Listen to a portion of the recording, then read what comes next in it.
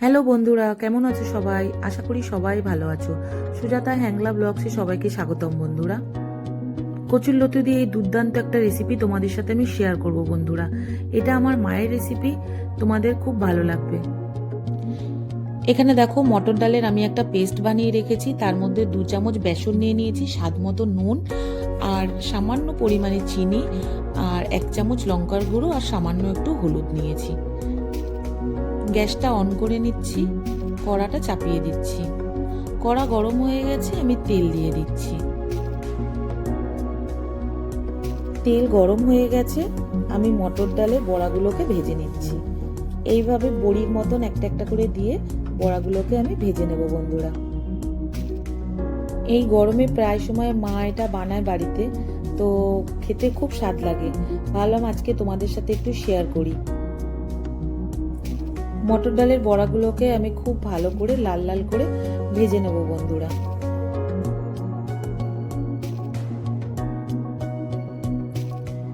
বড়াগুলো আমার লাল লাল করে ভাজা হয়ে গেছে, এবার আমি এগুলোকে তুলে নেব।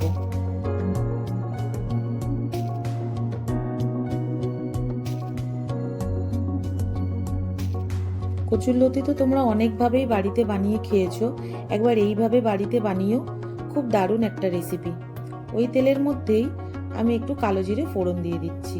7-8টা মতো কাঁচা লঙ্কা আর 7-8টা মতো রসুন থেতো করে রেখেছিলাম, সেটা আমি দিয়ে দিচ্ছি।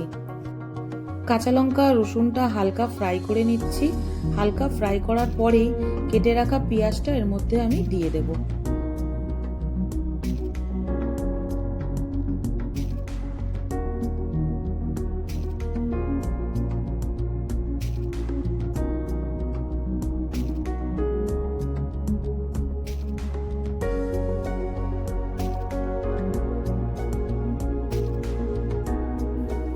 পেঁয়াজটা খুব হালকা ভাজবো, বেশি ভাজবো না। তার মধ্যে আমি কেটে রাখা কচুরলতিগুলো দিয়ে দিচ্ছি। কচুরলতি ছাড়াতে একটু কষ্ট হয় বন্ধুরা ঠিকই, কিন্তু কচুরলতি খেতে কিন্তু দারুণ লাগে।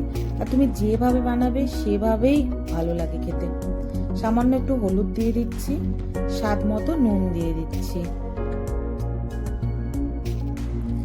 1 চামচ মতো লঙ্কার গুঁড়ো দিয়ে দিচ্ছি।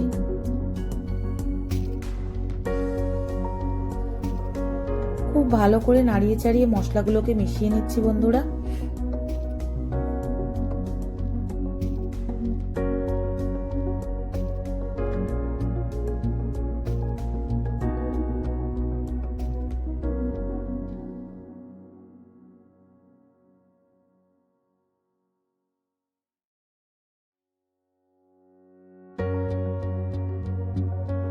কচুরলতিটা ভাজতে ভাজতে হালকা একটু জল বেরিয়ে গেছে, দেখো।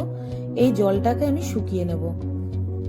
এর মধ্যেই আমি মটর ডালের বড়াগুলোকে দিয়ে দেব।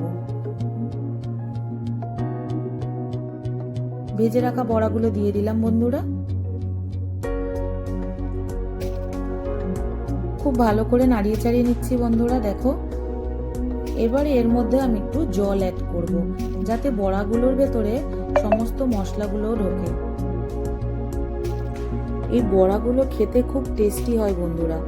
যখন তুমি এর মধ্যে জল দিয়ে দেবে, তখন বড়াগুলো আরো টেস্টি হয়ে যাবে। এবার আমি জল দিয়ে দিলাম। খুব সামান্য পরিমাণে জল লাগবে, বেশি জল লাগবে না।